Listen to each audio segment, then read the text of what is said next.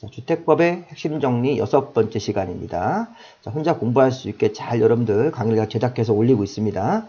자, 6번째 주제는 부대시설, 복리시설, 간선시설들. 자, 우리 부대, 복리, 간선시설은 일종의 주택 단지 안에 있는 시설들인데, 자, 부대시설은 사람이 없는 거, 복리시설은 입주민들이 모여 있는 거, 또 간선시설은 연결하는 시설. 이렇게 요 간자가 사이 간자이기 때문에 연결하는 시설이다. 이렇게 일단 기본적인 원칙적인 정의를 하고 들어가면 되는데, 자, 부대시설은 사람이 없습니다. 주택단지 안에 주택에 딸린 주차장, 관리사무소, 담장, 주택단지 안에 도로, 또 승강기 같은 각종 설비들. 자, 우리가 주택단지 안에 주차장, 관리사무소는 입주민들이 모여있는 데가 아니죠. 차를 주차하고 바로 걸어 나오시는 거고, 관리사무소도 관리사무소 직원이 있는 거지 입주민이 모여있는 게 아닙니다. 입주민이 모여있어야지만 복리시설.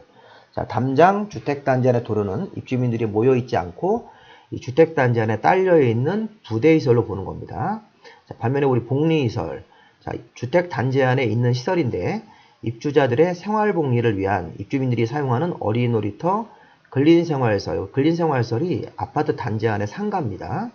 유치원, 주민운동시설, 경로당은 입주민들이 이런 것들을 낮 시간에 이용하면서 많이 모여있죠. 네, 이런 것들은 복리시설이 되는 겁니다. 그래서 주차장, 관리사무소는 부대, 어린이놀이터, 근린생활시설, 유치원, 주민운동, 경로당은 복리 이런 식으로. 자, 이런 문제가 시험 문제가 굉장히 많이 나왔습니다. 자, 간선시설. 자, 간선시설 잘 보십시오. 자, 우리 주택 단지 안에는 기간시설. 자, 여기 파란색, 분홍색이 일단 기간시설입니다. 자, 기간시설과 기간시설을 연결시켜주는 시설이 간선시설이 되는 거예요. 자, 공부하실 때. 자, 한번 읽어보겠습니다. 도로, 상하수도, 전기. 한번 끊고. 가스, 통신, 지역, 난방 등이 주택단지 안의 기간시설이다. 그럼 주택단지 안의 기간시설을 주택단지 바깥에 있는 기간시설에 연결시켜주는 것이 간선시설입니다. 요 간자가 사이 간자이기 때문에 요 기간시설 6개를 단지 바깥에 같은 종류 기간시설하고 연결시켜주는 부분이 간선인데, 다만 가스, 통신, 지역, 난방 요 뒤에 거 3개는 이 분홍색은 기간시설 자체를 주택단지의 기간시설도 간선 개념에 포함한다. 연결되는 부분만 뿐만 아니라 주택단지 안에 있는 기간시설 자체도 간선 개념에 포함하는 겁니다. 자, 결론이 뭐냐면 연결되는 부분만 간선이다.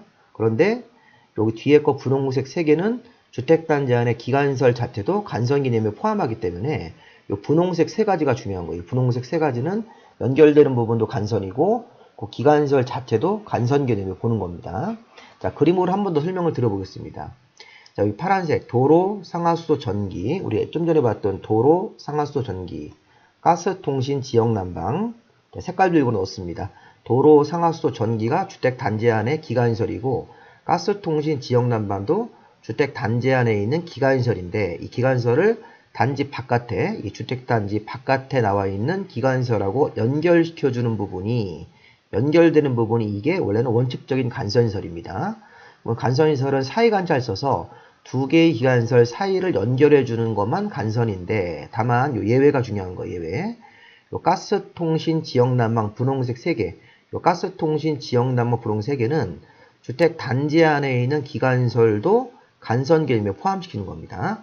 자, 원래는 연결되는 부분만 간선이 원칙인데, 요 가스, 통신, 지역, 난방 3개는 요 기간시설 자체도 간선 개념에 예외적으로 포함시키는 겁니다. 그래서 6개 중에서 요 분홍색 요거는 요 기간시설 자체도 간선 개념에 포함시킨다. 그래서 그 3개를 간선적 개념이라고 생각하시면 되겠습니다. 이 문제 한번 좀 보실게요. 자, 주택법상 용어 설명이다. 틀린 것은, 자, 주택단지 안에 도로는 사람이 별로 없는 공간이기 때문에 부대. 주택단지 안에 주차장도 사람이 없죠. 주택단지 안에 도로든, 자, 주택단지 안에 딸려있는 주차장은 사람들이 모여있는 공간이 아니기 때문에 복리가 아니라 이거 부대가 되는 거죠. 이거 바로 2번이 답이겠네요. 자, 입주자들의 생활복리를 위한 근린생활시설, 아파트 단지 안에 상가 같은 개념은 사람들이 많이 모여있기 때문에 입주민들이 모여있으니까 복리. 주택단지 안과 밖을 연결하는 전기시설. 자, 연결하는 부분, 전기시설이 기간시설인데 기간시설을 연결하는 부분이 간선시설에 속하는 거죠. 이렇게 연결되는 부분이 간선시설이다. 이게 원칙입니다. 주택단지 안의 관리사무소는 입주민들이 모여있는 데가 아니기 때문에 부대. 정답은 2번 되겠죠. 자, 주택법상 용어 설명이다 옳은 것은, 자, 우리 다중생활, 이건 옛날에 배운 거예요. 그죠? 예전에 앞에서 이전에 배웠던 다중생활설, 건축법상 고시원이 다중생활설인데 면적이 500제곱미터보다 미만이면 2종 근린생활설이고 500제곱미터 이상으로 크면 숙박설인데 어쨌든 면적이 500보다 작든 면적이 크든 둘 다 다중생활설이기 때문에 준주택에 해당된다. 준주택 옛날에 4개 기억나시죠? 다중생활설, 노인복지주택, 오피스텔, 기숙사입니다. 자, 그 다음에 주택도시기금 지원을 받고 건설에 해당된다. 그러면서 1세대당 전용 면적으로 84제곱미터로 지으면 국민주택의 요건에 맞는 거죠. 우리 국민주택의 요건 중에서 기금 지원을 받고 85제곱미터 이하로 지으면 국민주택에 해당되기 때문에 84로 지었고 기금 지원을 받았으니까 국민주택이 맞습니다. 자, 간선시설, 도로, 상하수도, 전기 한번 끊고 가스통신, 지역난방을 말한다. 이렇게 하면 안 됩니다. 이건 기간시설이죠. 6개 기간설을 주택단지 바깥의 기관사라고 연결시켜주는 부분이 간선시설입니다. 자, 방범설비는 건축설비이기 때문에 입주민들이 모여있는 공간이 아니니까 부대입니다. 부대. 자, 주민공동설은 복리설이 되는 거죠. 자, 이런 문제 조금 어렵지만 31회 기출문제로서 정답은 2번이 되겠습니다. 2번. 이렇게 한번 잘 확인해 보시기 바랍니다. 자, 작년도 문제에서는 이런 용어 설명을 또 종합 문제로 냈는데, 자, 주택단지 안에 딸린 건축법상 건축설비는 승강기 설비, 통신설비 이런 설비들은 입주민들이 모여있지 않고 부대설로 해당되는 거죠. 부대설. 300세대인 국민주택 규모의 단지형 다세주택은, 자, 우리 도시형 생활주택이라는 용어는 단지형 연립, 단지형 다세대, 소형주택이 있는데, 자, 도시형 생활주택을 지을 때는 300세대 미만으로 짓고 한 세대당 국민주택 규모를 맞춰야 됩니다. 300세대 미만이면 300세대도 안 된다는 거죠. 300세대보다 작게 300세대 미만으로 지어야 되기 때문에 300세대로 지으면 도시형 생활주택으로 인정할 수가 없습니다. 자, 민영주택은 국민주택을 제외한 주택이다. 이게 맞네요. 민영주택은 국민주택을 제외하면 나머지가 민영이 되는 거죠. 정답은 디귿번으로 봐야 되겠네요. 요거 2번입니다. 옳은 걸 모두 고르면 디귿번만 옳게 되는 거죠. 자, 여기까지 마무리하고 하는 문제가 더 있네요. 자, 간선시설에 해당하는 것은 17회 때. 자, 우리 간선시설은, 자, 이게 기간시설 6개를 단지 바깥의 기관사라고 연결시켜주는 건데, 다만 가스통신 지역난방은 기간시설 자체도 간선 개념에 포함하기 때문에 답이 3분이 되는 겁니다. 자, 다시 한번 보겠습니다. 주택단지 안의 도로는 사람이 모여있지 않은 부대시설입니다.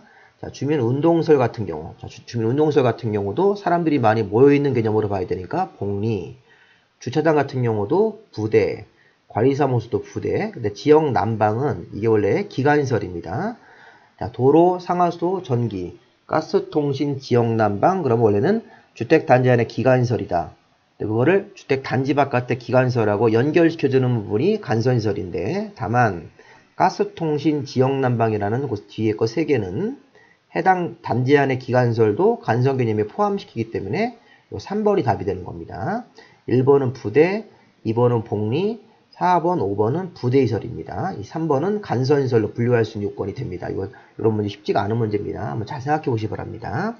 자, 여기까지 마무리하시고 지금 강의 체계도라는 책자를 가지고 하고 있습니다. 그런데 체계도 책자는 지금 다 팔 리가 없으니까 저한테 이렇게 핸드폰 번호로 이메일 주시면 제가 이거 무료로 파일 보내드릴 테니까 그 파일 이거 프린트 하셔가지고 보시면 되겠습니다. 한 50페이지 정도밖에 안 되기 때문에 프린트해서 보시고 합격을 열심히 공부하셔서 합격을 진심으로 기원하겠습니다. 자, 여기까지 마무리하겠습니다.